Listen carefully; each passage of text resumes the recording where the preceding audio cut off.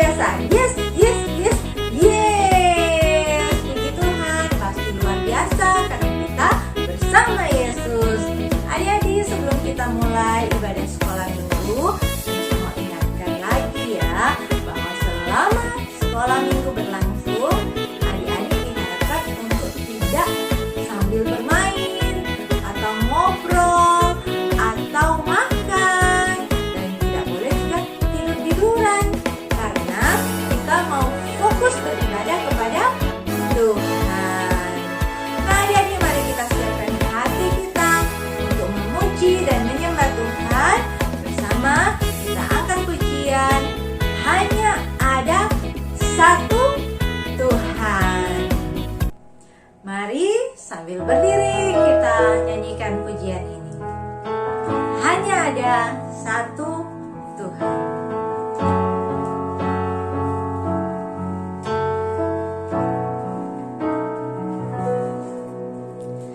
Hanya ada satu Tuhan, Dia yang selalu mengasihi aku. Hanya ada satu Tuhan, Yesus yang selalu mengasihi aku.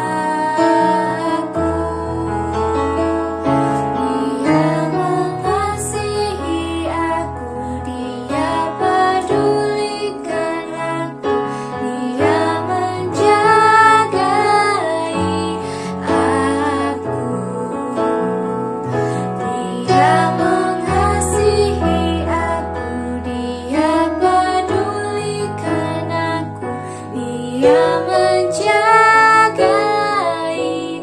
aku.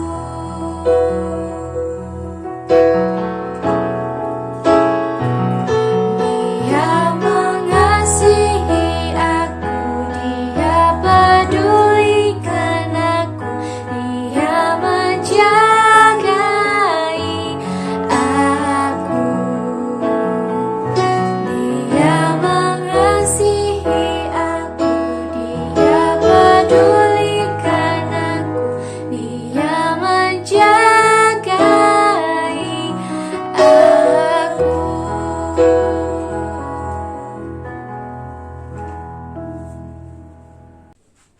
Adik-adik, mari kita berdoa, ambil sikap doa yang baik.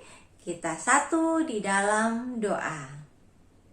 Tuhan Yesus yang baik, sungguh kami memuji, menyembah Engkau, Allah yang luar biasa.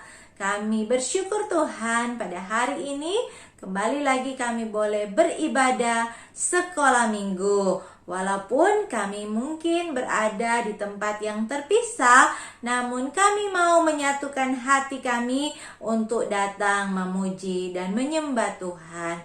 Tuhan, ampunilah segala dosa-dosa kami, sucikan kami agar kami layak dan berkenan di hadapan Tuhan. Kami mau serahkan ibadah sekolah minggu ini, biarlah Tuhan memberkati kami semuanya, sehingga kami semua boleh memuji, menyembah Tuhan, dan menyenangkan hati Tuhan.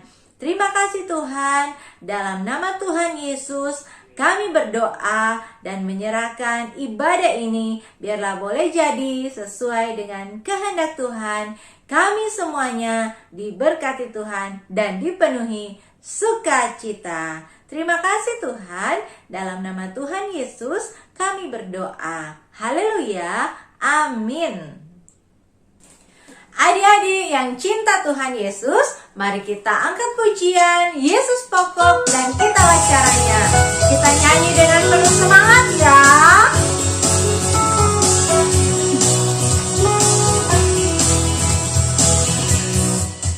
Yesus pokok dan kitalah caranya, tinggallah di dalamnya.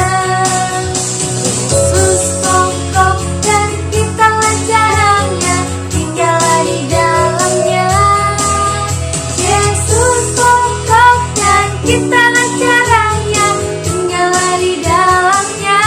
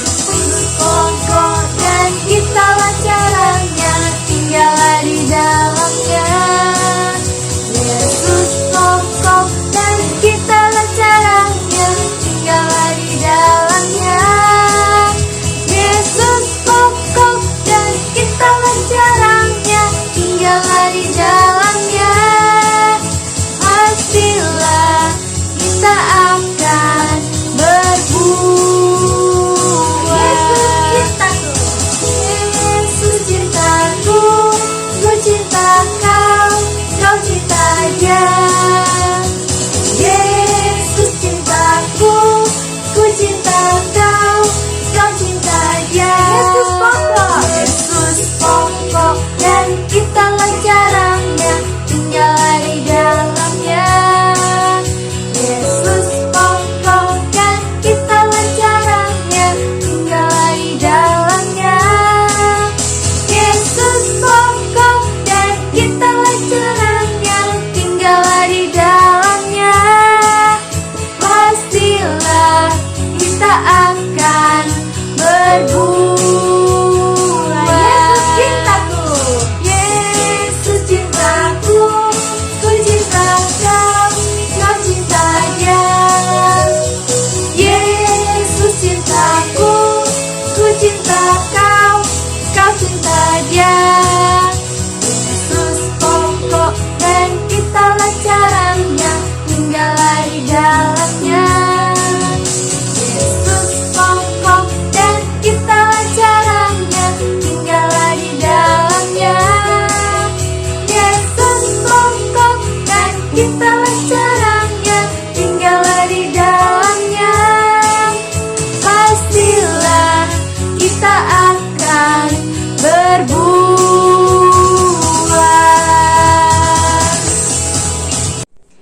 Adik-adik, tentu saja kita semuanya sudah diberkati oleh Tuhan.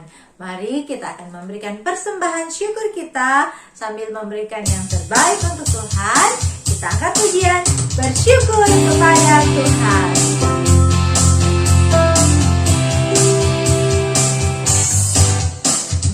Bersyukur kepada Tuhan, bersyukur kepada Tuhan, sebab Dia baik. Bersyukur kepada Tuhan, bersyukur kepada Tuhan, bersyukur kepada Tuhan, bersyukur kepada Tuhan, sebab Ia baik. Bersyukur kepada Tuhan, sebab Ia baik. Bersyukur kepada Tuhan.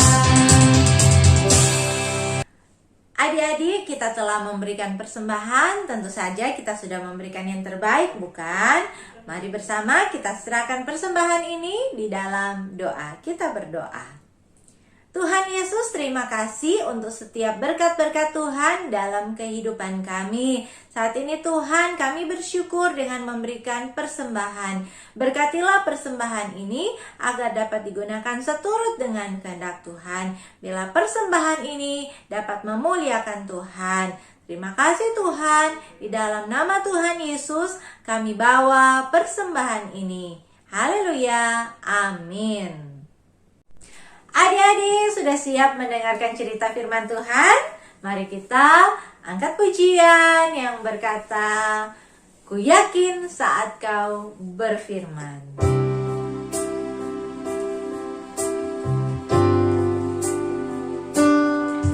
Yakin saat kau berfirman,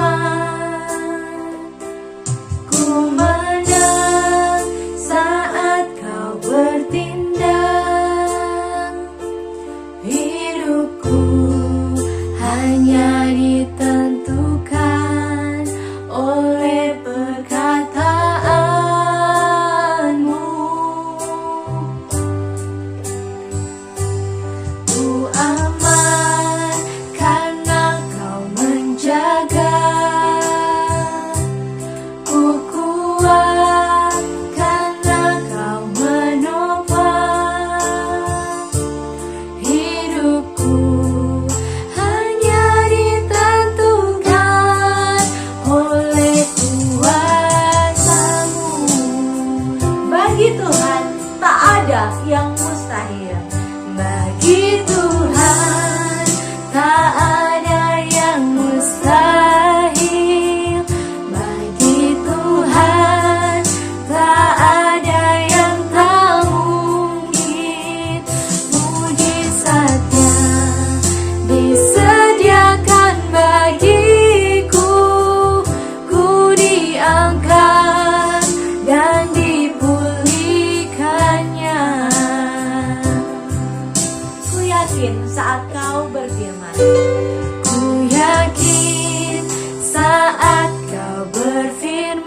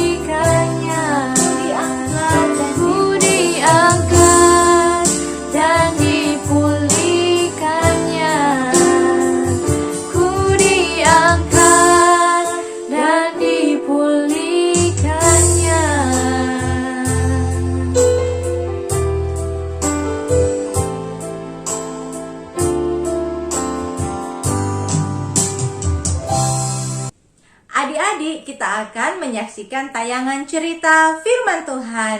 Cerita firman Tuhan itu diambil dari Alkitab. Sebelumnya, mari kita satu di dalam doa. Tuhan Yesus, saat ini kami mau menyaksikan tayangan cerita firman Tuhan. Berkati kami, berikan kami pengertian untuk dapat memahami cerita itu, sehingga kami boleh melakukannya di dalam kehidupan kami. Kami boleh menjadi anak-anak Tuhan seperti apa yang Tuhan inginkan melalui cerita firman Tuhan ini. Terima kasih Tuhan, berfirmanlah lewat cerita ini. Di dalam nama Tuhan Yesus kami berdoa dan siap mendengarkan cerita firman Tuhan. Haleluya, amin.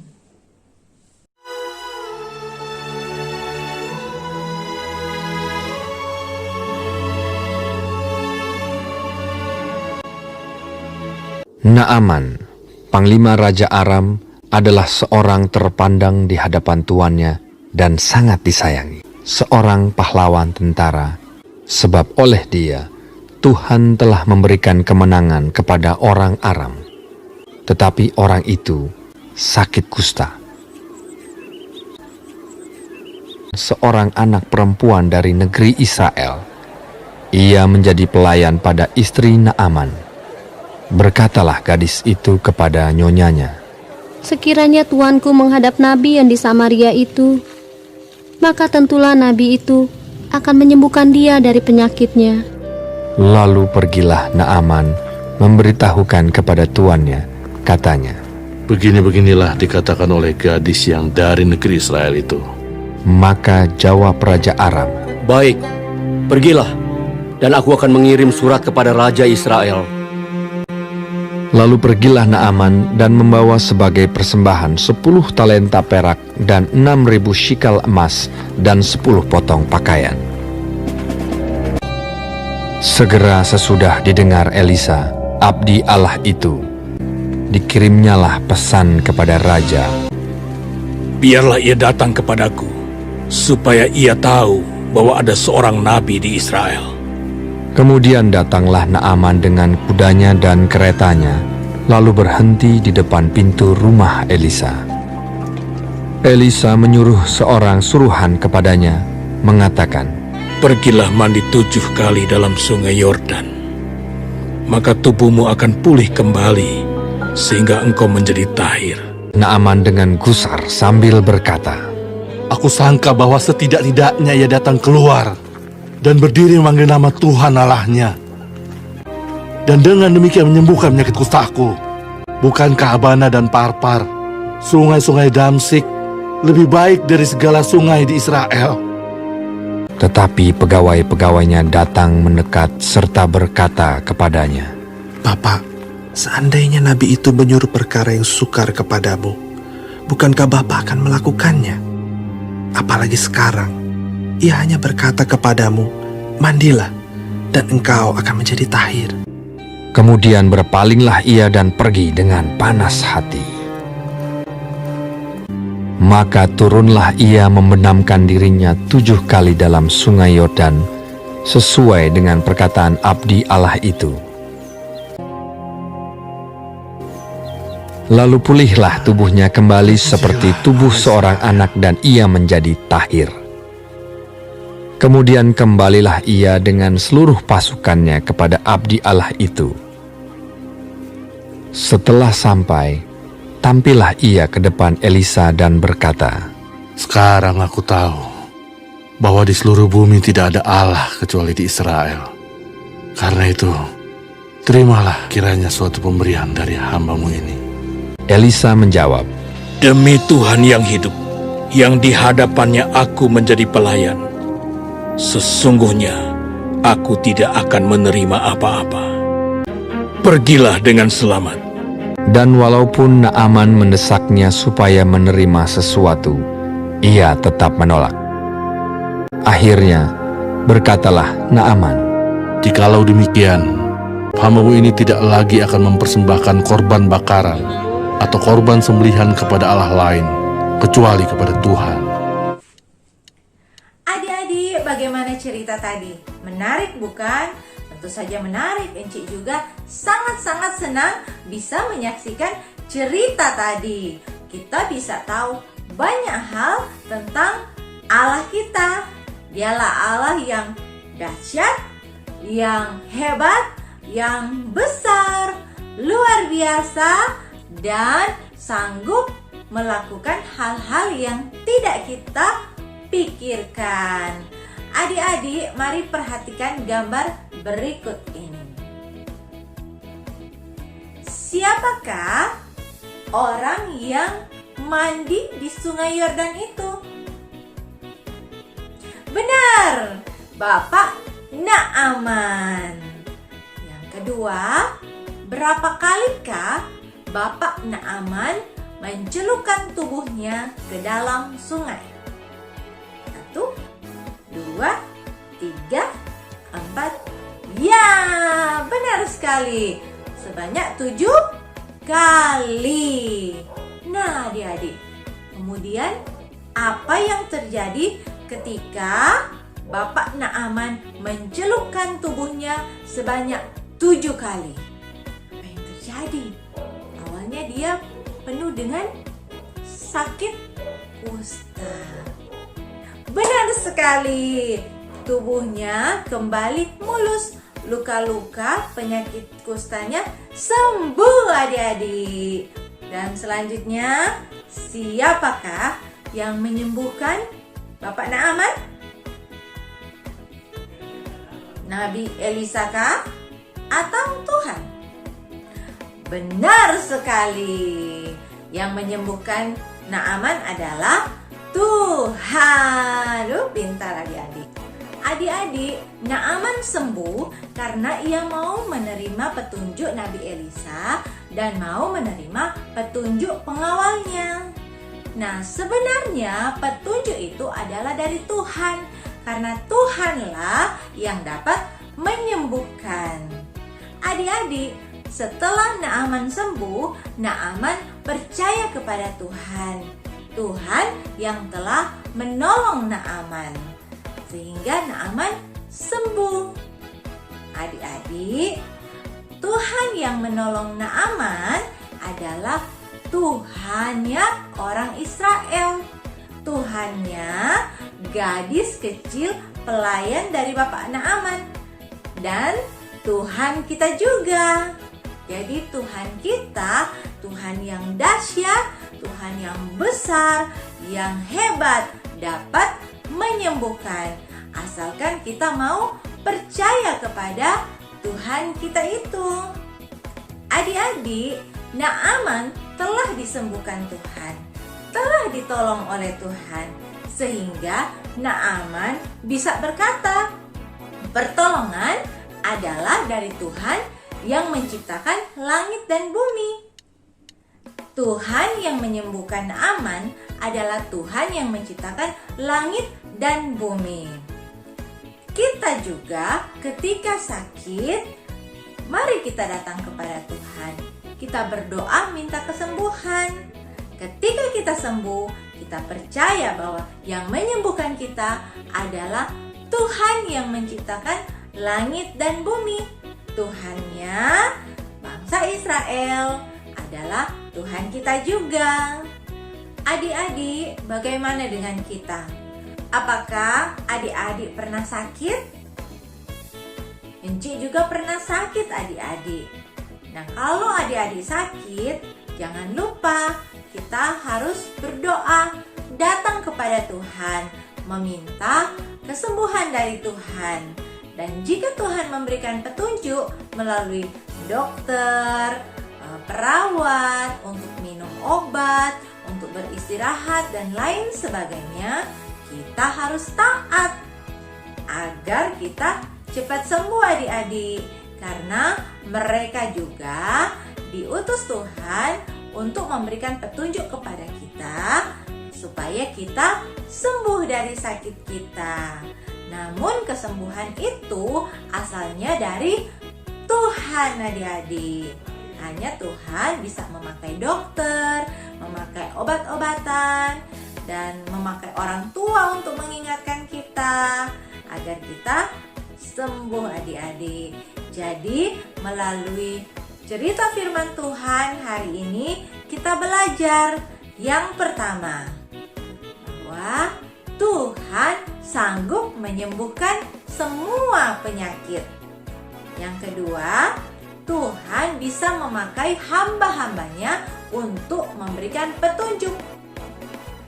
Yang ketiga, kita harus taat mengikuti petunjuk itu. Dan yang keempat, jangan lupa berdoa, meminta kesembuhan hanya kepada Tuhan.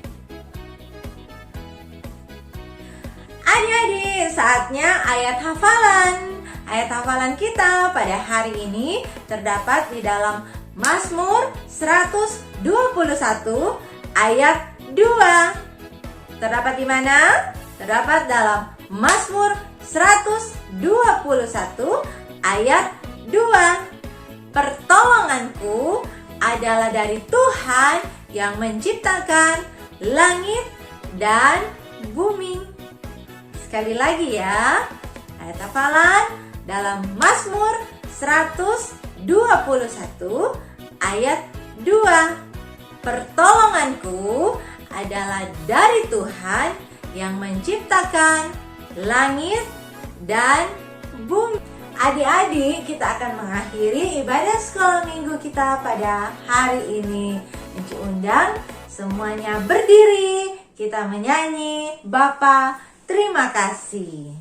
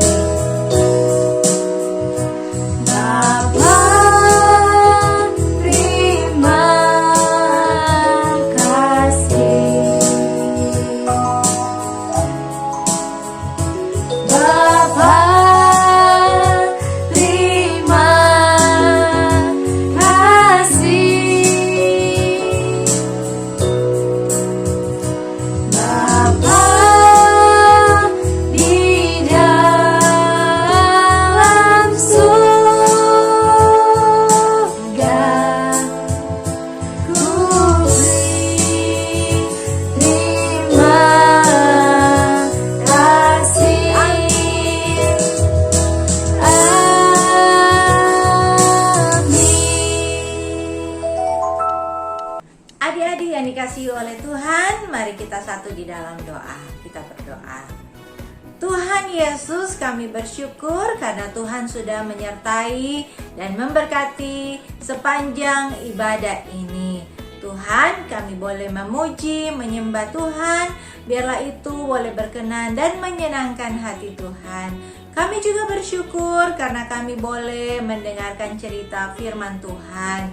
Biarlah firman itu terus tertanam dalam hati kami, menjadikan kami anak-anak Tuhan yang setia kepada Tuhan, mengasihi Tuhan, taat kepada Tuhan, dan terus mengandalkan Tuhan di sepanjang hidup kami. Kami mau serahkan kehidupan kami ke dalam tangan Tuhan, memberkati setiap kami, baik yang ada di rumah maupun enci yang ada. Tuhan juga memberkati setiap orang tua kami, memberkati keluarga kami. Di dalam nama Tuhan Yesus, kami mengakhiri ibadah sekolah minggu pada hari ini. Haleluya, amin. Adik-adik yang diberkati Tuhan, demikianlah ibadah sekolah minggu kita pada hari ini telah selesai. Selamat hari Minggu, Tuhan Yesus memberkati. Sampai jumpa.